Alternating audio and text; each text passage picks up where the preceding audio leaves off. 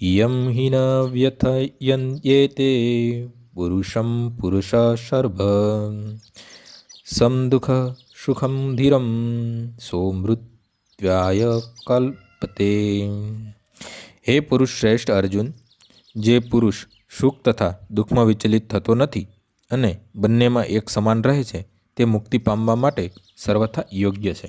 જે મનુષ્ય આધ્યાત્મિક સાક્ષાત્કારની ઉચ્ચ અવસ્થા પ્રાપ્ત કરવા કૃતનિશ્ચયી છે અને સુખ તથા દુઃખના પ્રભાવ સંભાવે સહન કરી શકે છે તે નિસંદેહ મુક્તિ મેળવવા પાત્ર છે।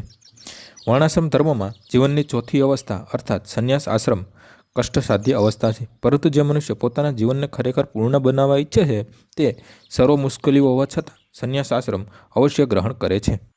આ મુશ્કેલીઓ કુટુંબ સાથેનો સંબંધ કાપી નાખવાથી અને પત્ની તથા સંતાનો સાથેના સંબંધનો ત્યાગ કરવાથી ઉત્પન્ન થાય છે, પરંતુ જો કોઈ આ મુશ્કેલીઓને સહી લે તો તેને માટે આધ્યાત્મિક સાક્ષાત્કારનો માર્ગ મોકળો થઈ જાય છે।